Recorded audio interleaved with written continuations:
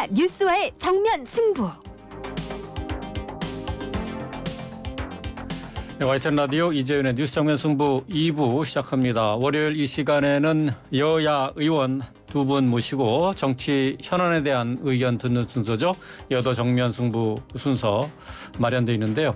오늘은 여야 의원 한 분씩 따로따로 모시고 정치 현안을 짚어보도록 하겠습니다. 먼저 조경태 국민의힘 의원 연결해서 여당의 정치 현안과 관련된 입장 들어보는 순서 가져보겠습니다. 조 의원님 안녕하세요. 네, 안녕하십니까. 네, 자 이재명 대표의 왼팔에 이어서 오른팔이라고 불리는 정진상 실장까지 지난 금요일 새벽에 구속이 됐습니다. 그런데 오늘 새벽에 또 풀려난 사람이 있죠. 남욱 변호사. 이 남욱 네. 변호사가 석방된 당일인데 오늘 바로 재판에 또 출석을 했어요. 재판에 나와서 천화동인 1호 지분이 이재명 시장실 지분이다라는 것을 들었다고 증언을 했습니다. 네, 자, 네. 이 대표에 대한 사법 리스크 점점 더 구체화되고 현실화되는 것 같아요. 어떻습니까? 네, 뭐 잘 아시다시피 이미 정진상 이분 최측근이지 않습니까? 그렇죠. 네, 이분이 압수수색 영장이 떨어졌을 때 무려 102번이나 이재명 대표의 이름이 오르내렸거든요. 예. 네, 그리고 김용 이분이 이제 구속된 분인데 이분도 영장 신청될 때 52번인가 이재명 더불어민주당 대표 이름이 오르내리지 않았습니까? 예. 네, 그렇게 봤을 때 아마도 이재명 더불어민주당 대표의 사법 리스크가 저는 현실화될 수밖에 없는 상황이 아니겠느냐. 다만 저는 이것을 연내에 좀 빠른 속도로 좀 수사를 해서 예. 더 이상 이 부분 때문에 좀 전국이 혼란스럽고 또 정쟁화 되는 부분을 좀 막아야 되지 않을까 이런 생각을 합니다. 연내 수사가 마무리됐으면 좋겠다. 그런 네네네. 말씀이시네요. 예. 근데 이재명 대표가 오늘 최고위 회의에서 검찰 수사에 대한 언급은 하지 않고 민생을 챙기겠다라고 하는 말만 반복을 했어요. 지난 토요일에는 유검 무죄, 무검 유죄 뭐 이렇게 얘기를 하면서 진실은 침몰하지 않는다라고 이렇게 검찰 수사를 비판을 했는데 자 어떻게 들으셨습니까?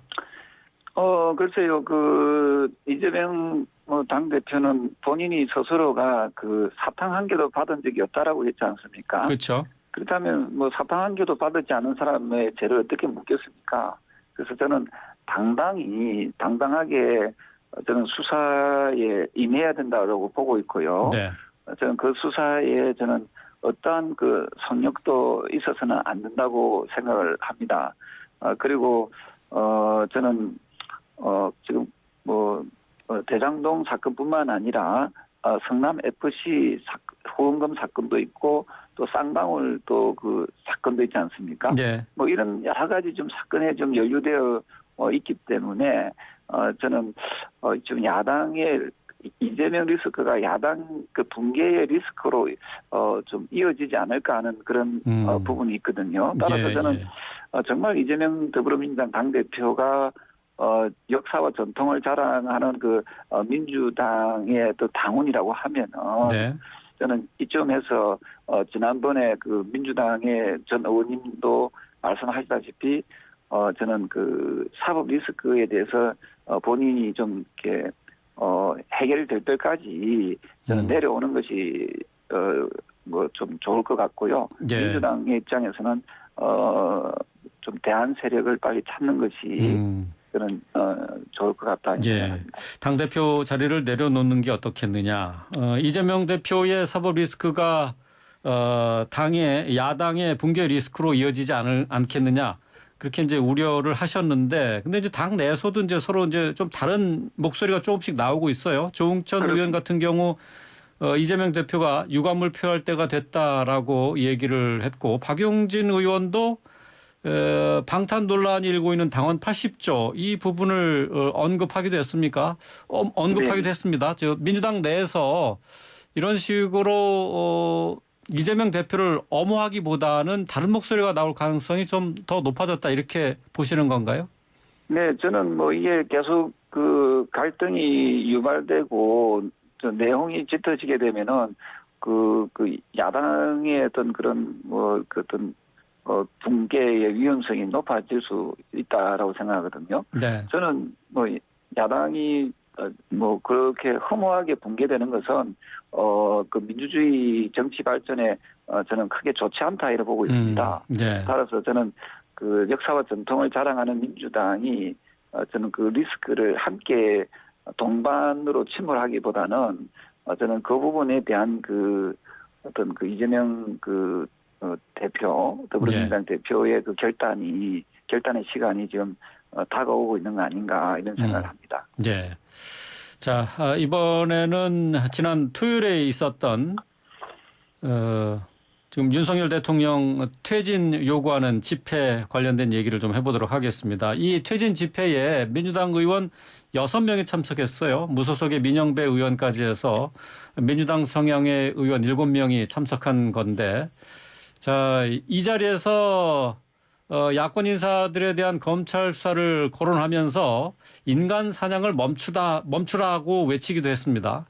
자, 여기에 참여한 의원들에게 조경태 의원께서 사퇴 요구를 하셨죠? 네, 그렇습니다. 사실은 그 민주당의 정치인들께서 지나치게 그 표현이 좀 거칠거든요. 네. 그 인간 사냥이라고 했는데 그 어떤 인간을 사냥했는지 그 구체적으로 좀 알려줬으면 좋겠고요. 아니, 그 각종 그 의혹이나 문제가 있다고 판단되는 어떤 그 부분에 대해서 네. 각종 비리나 뭐 도둑질한 부분에 대해서는 검찰이 당연히 수사해서 도둑놈을 잡아라고 검찰이 있는 거 아니겠습니까? 네. 이런 부분에 대해서 까지 인간 사냥으로 표현하는 건지 저는 궁금하고요. 저는 이미 그 이재명 더불어민주당 대표에 대해서는 민주당 내부에서도 리스크가 크다라고 알고 있는 그런 내용입니다. 그런데 그런 것을 애써 외면하고 6분의 그 국회의원들이 보면은 헌법기관이지 않습니까? 또 국회의원들이 국민이 선출된 그 대표자들이지 않습니까? 본인들이 선출이 됨으로써 임기 4년이 보장이 되는데, 근데 국민이 뽑은 대통령을 갖다가 퇴진시키겠다라고 하면은 이거야말로 저는 헌법을 유린하는 그런 모습이고 행위라고 생각을 합니다. 자기 부정이고요. 그래서 저는 국회의원 까함이 안 되는 분들, 내가 속해 있는 위치가 어디에 있는지조차도 잘 모르는 분들은 더 이상 국회의원으로서 저는 자격이 없다라고 보기 때문에 저는 스스로들이 저는 사퇴하는 것이 맞다 이래 보고요. 지난 윤석열 정부의 퇴진 운동은 명백히 저는 대선 불복 집회고 절차적 민주주의를 부정하는 반헌법적 성향을 가진 저는 집회였다 이래 보고 있습니다. 네, 반헌법적 집회다라고 규정을 하셨는데, 근데 민주당에서는 이 참석한 의원들에 대해서 의원 개개인의 판단이다라고 선을 긋고 있어요. 어떻게 생각하세요? 저는 민주당에서 저는 당연히 그렇게 표현할 수밖에 없다고 생각하고요.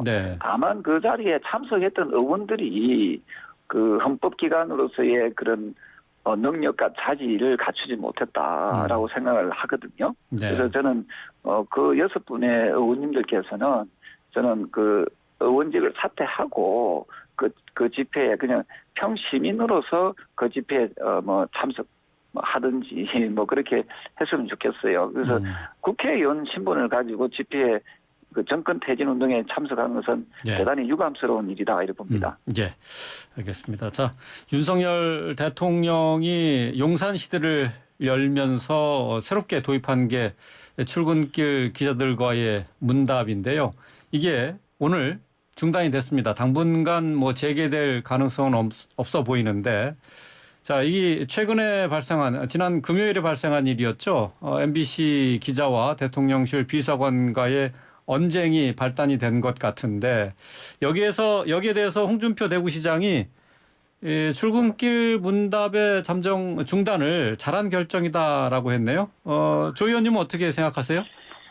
예, 저는 그 오래전부터 그 도스태핑의 그 위험성을 제가 계속 강조를 했었거든요. 네. 그래서 뭐 굳이 한다면 뭐 한 달에 한 번 정도 좀 이렇게 정리가 된 내용들을 가지고 좀 격식을 차려서 가는 게 좋겠다 그런 네, 의견을 예. 냈는데요. 지금이라도 다소 늦었지만 도스태핑을 이렇게 중단한 것은 좀 잘한 일이라고 생각을 하고요. 네. 사실은 뭐 정부의 정책이라든지 여러 가지 궁금한 사항들에 대해서는 해당 장관이 있지 않습니까? 네. 그러니까 주무 장관들의 그 어떤 그 입을 통해서 그 위임받은 그런 부분을 좀 브리핑하는 것이 저는 좀 좋겠다 이런 생각이고요. 또한 대통령실 내에 또 대변인실이 있지 않습니까? 예, 예. 또 대변인의 입을 통해서 또 그런 그 정책이라든지 여러 가지 사항들을 설명하는 것이 훨씬 더 이런 그 갈등의 요소를 저는 줄이 나갈 수 있다 이래 보고 있습니다. 예. 도스태핑 그러니까 약식 문답에 따른 그런 어떤 부담감은 분명히 있을 텐데 국민들 입장에서는 대통령이 기자들과 뭐 사전에 약속되는 것 없이 질문을 주고받고 이렇게 대답을 듣고 하는 것에 대해서 신선하다 이런 평가도 좀 있지 않았습니까? 좀 그런 부분에서 좀 아쉬운 점도 좀 없잖아 있어요. 그게 이제 뭐 언론에 어찌 보면은 어떤 그 여러 가지 부분에서 좀 더 취재에 있어서 또 편의성도 상당히 좀 제공이 뭐 될 수 있는 부분이죠. 왜냐하면 대통령 어떤 입을 통해서 나오는 얘기들은 여러 가지 좀 신뢰성이 좀 있는 거 아니겠습니까? 그렇죠. 뭐 그렇게 볼 수도 있지만 지금 같이 MBC나 또 제2의 MBC와 같은 언론사가 나오지 말라는 법이 없잖아요. 그렇게 되면 오히려 덕보다 실이 더 많아지고 원래는 좋은 취지로 도스태핑을 도입했지만 네. 이것이 좀 다소 변질돼 간다는 느낌이 많이 들어요. 네, 그렇게 된다면 차라리 안 하니 못하다는 그런 우리나라 말이 있지 않습니까? 예. 그래서 안 하니 못하는 그런 것으로 이제 이어져 나갈 가능성이 많고 그렇게 본다면은 저는 좀 사안이 있었을 때 대통령께서 직접 브리핑하는 식으로 하는 것도 별 무리 없지 않을까 이런 생각을 합니다. 예. 대통령의 출근길 약식 문답 변질된 것 같다라고 말씀하셨는데 문제의 발단은 지난 금요일에 있었던 MBC 기자와 대통령실 비서관 사이의 설전입니다. 당시에 이 MBC 기자에 대해서 국민의힘 측에서는 지금 비난 공세를 퍼붓고 있는데요. MBC 기자가 당시에 슬리퍼를 신고 있었고 또 팔짱을 끼고 있었던 것을 문제 삼으면서 예의가 아니다, 무례하다 이렇게 비판을 했어요. 자, 어떻게 보십니까? 사실은 우리 뭐 사회자님께서도 아시다시피 이런 평범한 손님을 맞이할 때도 우리가 좀 격식은 차리지 않습니까? 네.